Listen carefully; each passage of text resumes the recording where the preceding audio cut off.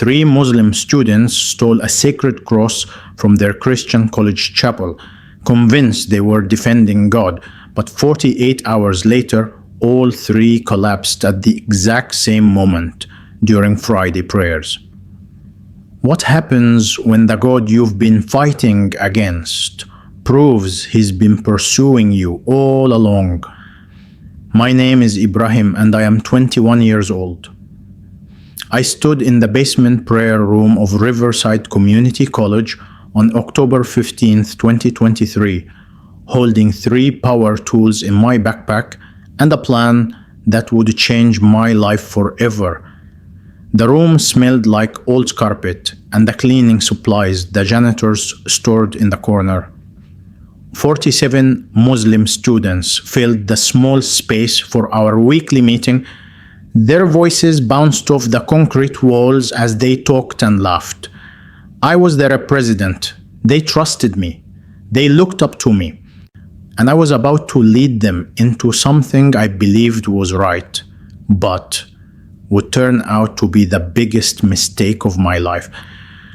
I grew up in Dearborn, Michigan, in a house where the call to prayer woke me every morning at 4:30. My father, Khalil, owned 3 car parts stores. He prayed 5 times every single day without missing once. My mother, Layla, taught Quran classes to young girls in our neighborhood. She homeschooled me and my 4 brothers and sisters until we turned 14. Our house always smelled like cardamom coffee and the spice mixes my mother used for cooking. The walls were covered with Arabic writing from the Quran. A prayer rug sat in every room. While other Muslim kids my age tried to hide their faith at school, I wore my kufi hat every day starting in 9th grade. I wanted everyone to know I was Muslim. I wanted them to ask me questions so I could tell them about Islam. Other teenagers got in trouble or skipped class. I spent my free time memorizing the Quran. By the time I turned 18, I had memorized 12 complete sections. My father would smile so big when visitors came to our house, and I would recite the verses perfectly. The old men from the mosque would nod and tell my parents that God had blessed them with a special son. I finished high school in 2020 with perfect grades. I could have gone to the University of Michigan. I could have gone anywhere, but I chose Riverside Community College in California for one reason. The school had lots of Muslim students, but it was still mostly Christian. I saw it as a mission field. I wanted to show Christians that Muslims could be successful and smart and good. I wanted to represent Islam where it needed to be seen the most. When I arrived at Riverside in fall of 2021, only 8 students came to the Muslim Student Association meetings. The group was dying. Within 3 months, I had 47 members.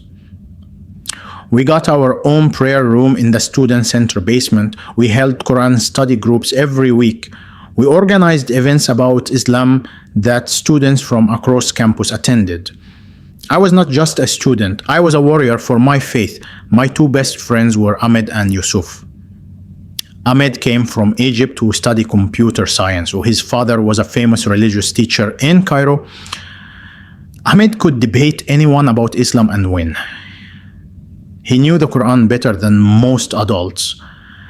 He could point out everything wrong with Christianity and make it sound obvious. Yusuf was different. He grew up Christian in Texas. He went to Baptist churches his whole childhood. Then, during his first year at Riverside, he converted to Islam. His conversion made him even more passionate than those of us born Muslim. He said Islam made sense when Christianity never did. He said he finally understood God after years of confusion. The 3 of us prayed together 5 times a day. We ate together. We studied together. We planned together how to make Islam stronger on campus. We felt like we were doing exactly what God created us to do. Riverside Community College had a beautiful chapel right in the center of campus. The building was built in 1952 when the school first opened. Christian groups used it for services and prayer meetings. The most important thing in that chapel was a huge wooden cross on the wall behind the altar. The cross was 8 feet tall and made from oak wood. You could see it through the glass doors when you walked across the main quad. You could not miss it. I walked past that chapel 6 times every day going to my classes. Every single time I saw that cross, anger burned in my chest. It was not just a symbol, it was a statement. It said, this campus belonged to Christians even though the school claimed to welcome everyone. The Muslim prayer room we fought so hard to get was hidden in a basement corner. But the Christian cross stood tall and proud in the center of everything. Ahmed and Yusuf and I talked about that cross all the time. We talked about how it represented everything wrong with America. Christians said they believed in equality, but they kept their symbol in the most visible places. They talked about respecting other religions, but they filled the campus with their ideas about God. That cross was not just wood. It was an insult to every Muslim student who understood that God is one and has no partners and no son. One night in early October 2023, we were sitting in Yusuf's dorm room eating pizza and talking about our faith. Yusuf suddenly said something that made us all stop chewing. What if we just took it down? He asked. His voice was a calm, like he was suggesting we go get ice cream. What if we removed that cross and showed them how it feels to have their sacred things treated with disrespect? Ahmed sat up straighter on the bed. His eyes got bright with interest. It would send a message, he said. Not violence, not destruction, just a clear statement that Muslim students will not accept Christian control of public spaces anymore. We could do it during our prayer time, make it an act of worship, like Prophet Ibrahim when he destroyed the idols. My heart started beating faster. This was different from organizing events or having discussions. This was action. This was making a real statement that nobody could ignore. But it also felt right.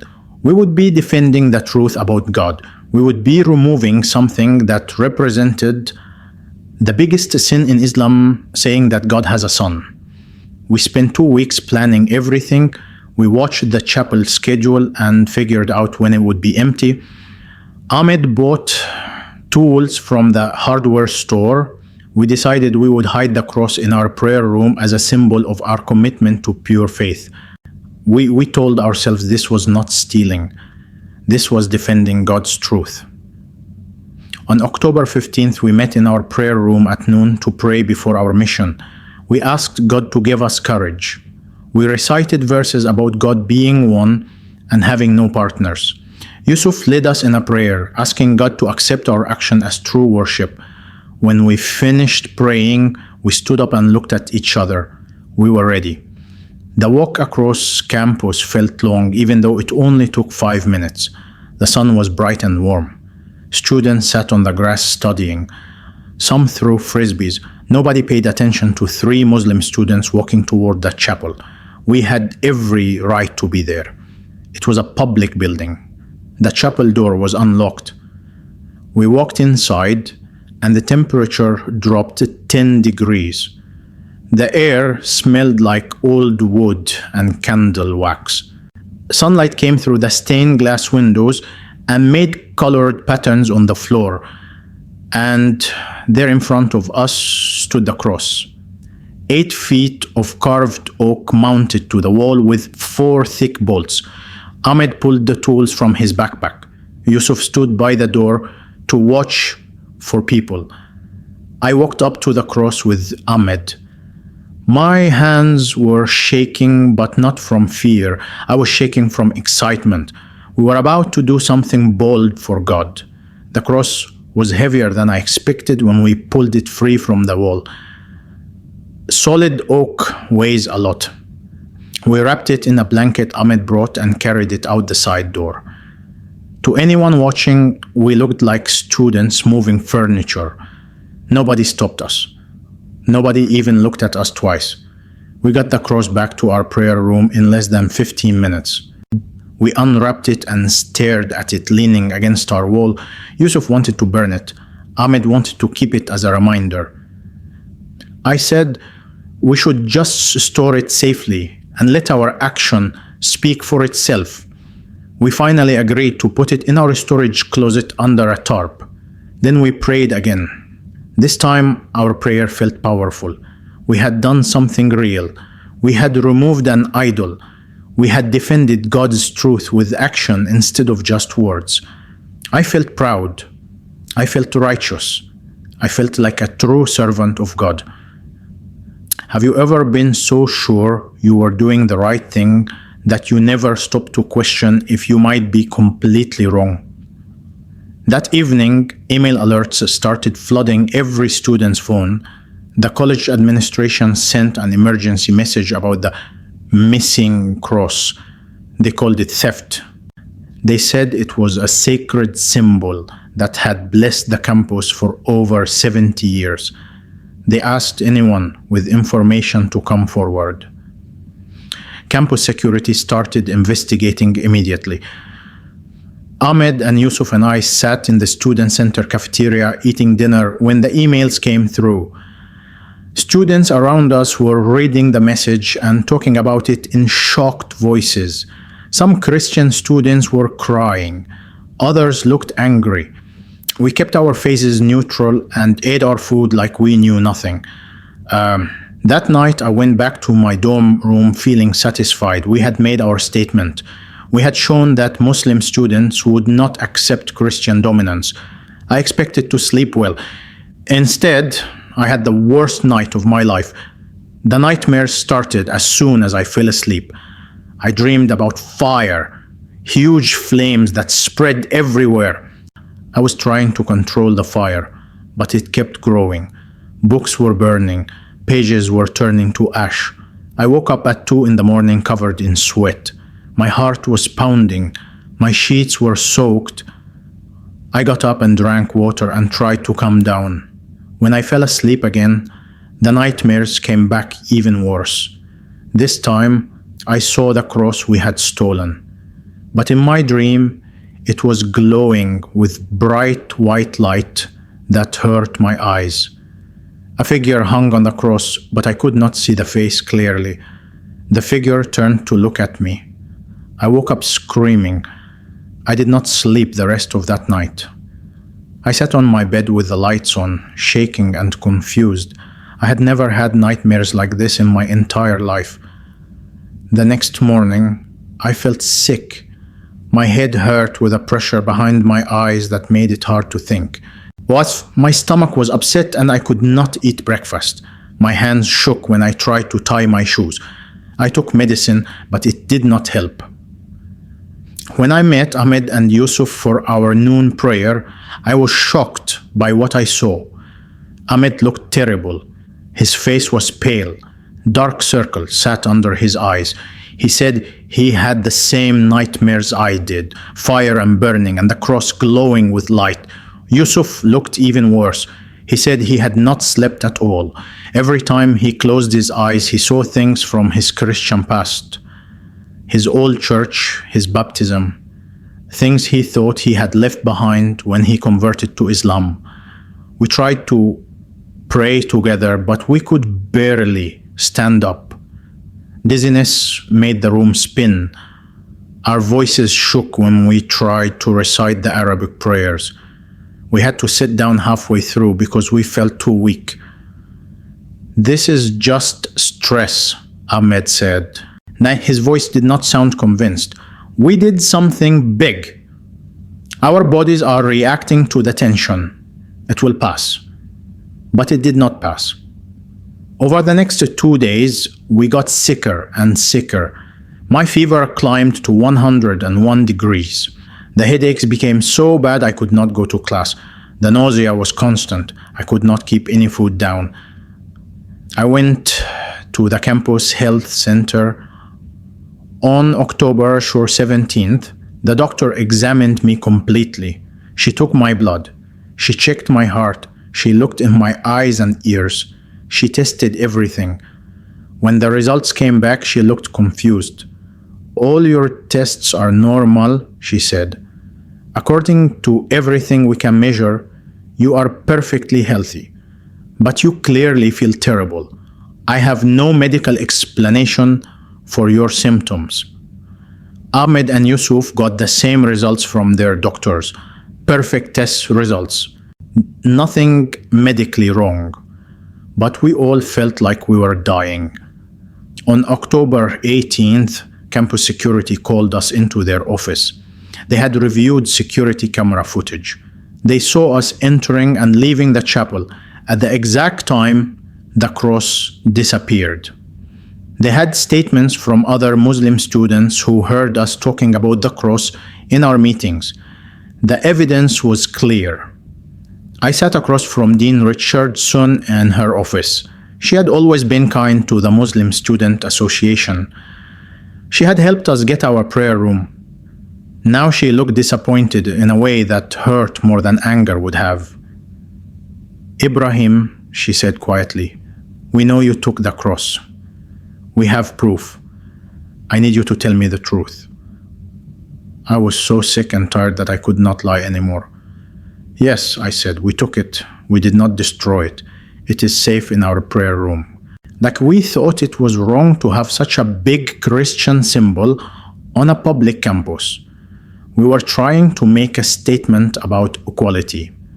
Her face got hard. "Ibrahim, you stole property that does not belong to you. You hurt people who trusted you. You violated the values you claim to represent. There will be serious consequences." Within hours, Ahmed and Yusuf also confessed.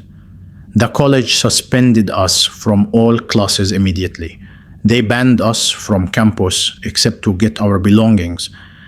They recovered the cross from our prayer room and returned it to the chapel. We face possible criminal charges for theft. My parents drove from Michigan to California overnight. When they arrived at my dorm, my father's face was red with anger and shame. "What were you thinking?" he shouted. "We raised you to honor Islam with dignity, not to steal and break the law. You have embarrassed our entire family." My mother cried and would not look at me. "Everyone at home is talking about this," she said through her tears. "They say we failed as parents. They say you have made all Muslims look bad. How could you do this to us?" I tried to explain our reasons. I told them we were defending God's truth. I said we were fighting against Christian control of public spaces. But my words sounded weak even to me. We had stolen something. We had hurt people. We had brought shame on our community. And we were experiencing sickness that doctors could not explain. That night, October 18th, was the darkest of my life. My parents took me to their hotel room. My fever was at 103 degrees. My head hurt so bad I could barely open my eyes. The nausea made me vomit every hour. The nightmares had become so scary that I was afraid to fall asleep. Around 2 in the morning, my phone buzzed.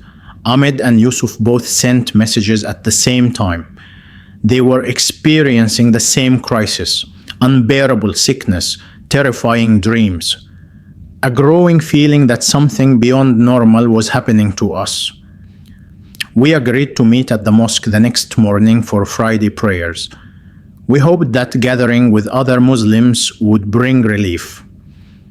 Have you ever tried to run from something that kept chasing you, knowing that eventually you would have to turn around and face it? Friday, October 19th, 2023. I woke feeling worse than ever but couldn't miss Friday prayers. I'd attended every week since age 12.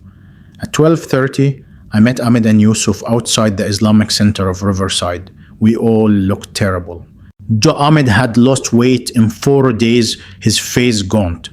Yusuf's hands trembled constantly. My reflection showed pale skin and dark circles.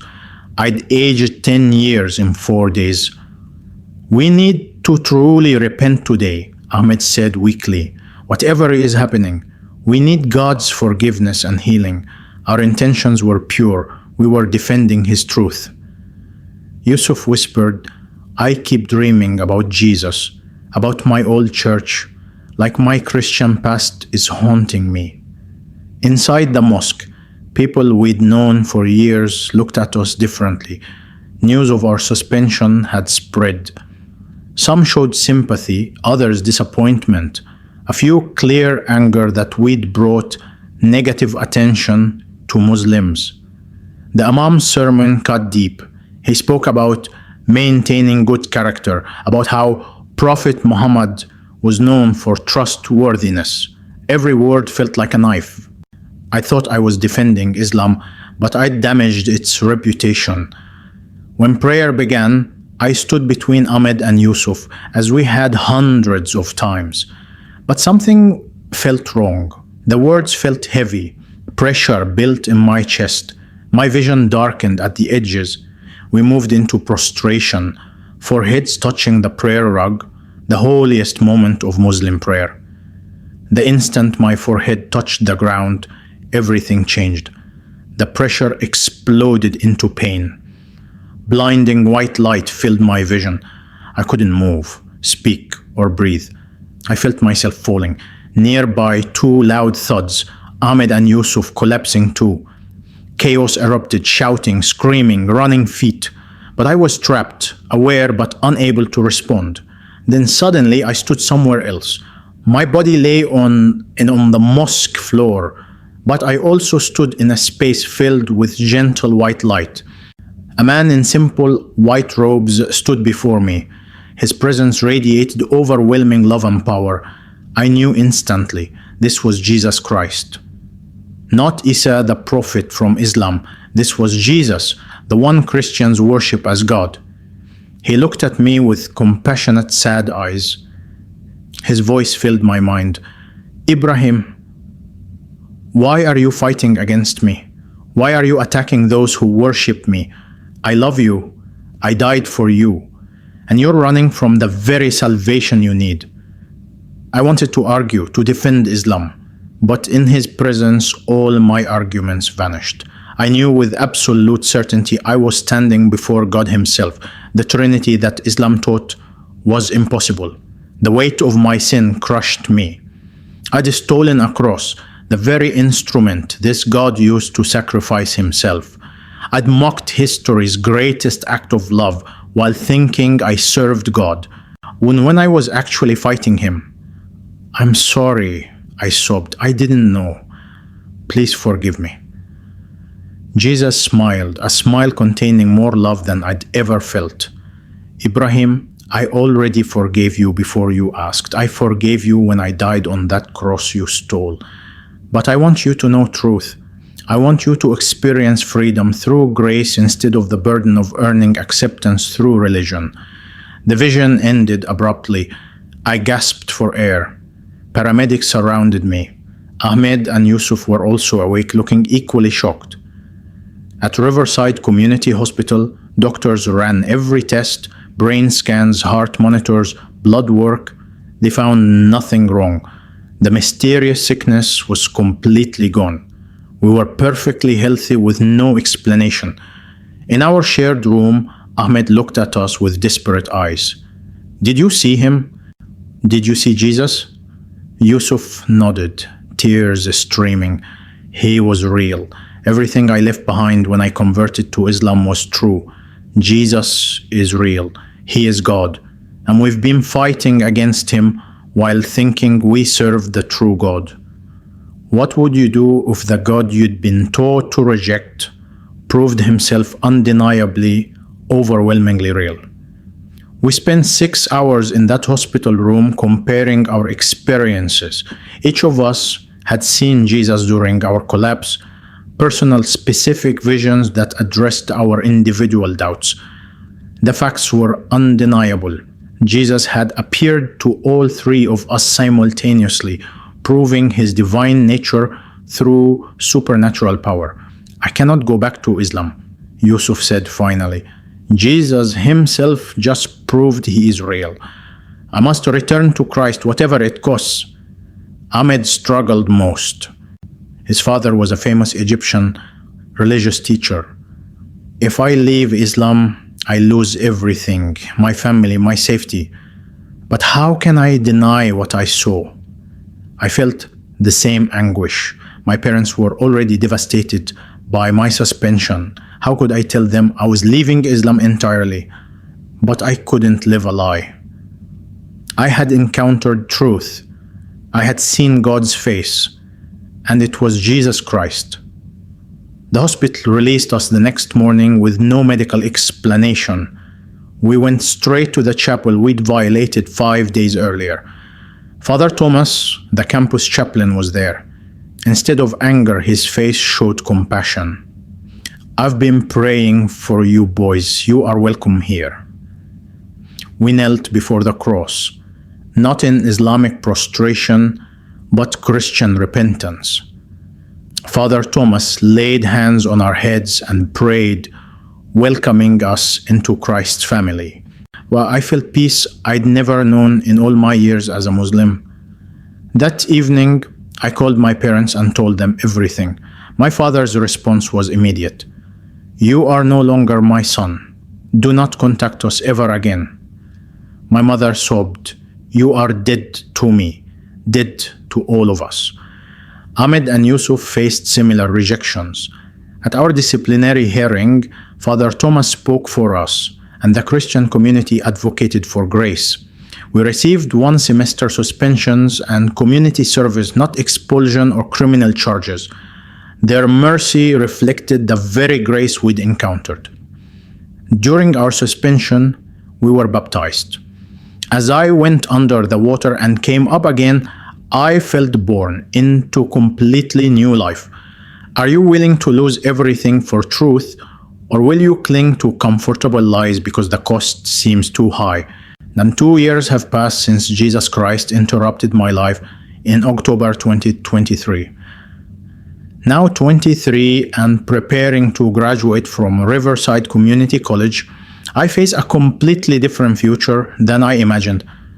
The Muslim community I led wants nothing to do with me. My name is mentioned in mosques as a warning. My family maintains complete rejection. I haven't spoken to my parents or siblings since that phone call 2 years ago. They moved from Dearborn, unable to face the shame. Extended family blocked me on social media. The pain remains, but I found a new family in Christ. Ahmed's situation has been harder. His father declared him an apostate, and he cannot safely return to Egypt. He receives death threats, yet continues sharing his testimony boldly. Yusuf reconnected with his biological family in Texas. Then, who are overjoyed, he returned to Christianity. His mother prayed every day during his years as a Muslim. The ministry that grew from our conversion has exceeded our expectations. We established From Crescent to Cross, reaching Muslim students on college campuses across America. In 2 years, over 50 Muslim students have converted to Christianity through our ministry. Each conversion represents someone choosing truth over comfort, Jesus over family approval. Father Thomas has become like a spiritual father to us, teaching that Christianity is about a relationship with a God who loves unconditionally, not religious performance like Islam. The most powerful moment came in September 2025 when Riverside Community College asked us to participate in dedicating their new interfaith center. After the ceremony, that a trembling Muslim woman named Amina approached me. I've been having dreams about Jesus for months, she whispered. Can Jesus really save someone like me? I recognized myself 2 years earlier. Yes, I told her, Jesus is real. He loves you personally and will never reject you even if everyone else does. Amina converted 3 months later. She lost her family and faced threats, but gained eternal life, peace, and joy beyond earthly loss. She's now part of our ministry team. The cross we stole still hangs in the campus chapel. Now I see it as the most beautiful representation of God's love. A God who loved me enough to die for me while I was his enemy. I pray 5 times daily like I did as a Muslim, but now conversational prayers to Jesus instead of ritual Arabic formulas. I read the Bible instead of the Quran. I fast to draw closer to Jesus, not to earn God's favor. As a Muslim, I served God out of fear and obligation, constantly worried if I'd done enough. As a Christian, I serve Jesus out of love and gratitude, secure that my salvation is accomplished through his sacrifice. Ahmed is engaged to a Christian woman supporting his ministry. Yusuf enrolled in seminary to become a pastor, reaching Muslims. I'm continuing engineering studies while developing our ministry full-time. When asked if I regret stealing the cross given all the pain, I say I regret the sin and hurt we caused, but I'm grateful. God used our worst actions to reveal his truth. I'll never forget lying on that mosque floor, paralyzed and terrified, encountering the Jesus I'd been taught to deny. I'll never forget the overwhelming love in his eyes or the peace that flooded my soul when I surrendered. To every Muslim who hears this story, Jesus is pursuing you like he pursued me. He loves you personally, not as a generic member of a religious group. The cost of following Jesus is real. I lost my family, community, and identity, but what you gain is worth infinitely more. If Jesus revealed himself to you undeniably, would you have the courage to follow him regardless of the cost? Jesus is knocking on your heart now through this testimony. Will you open the door? The Muslim student who stole the cross has been transformed into a follower of Jesus who now distributes crosses to others. Only God could create such a reversal. Only the cross we tried to remove can offer the salvation we desperately needed. Jesus changed everything. He can change everything for you too.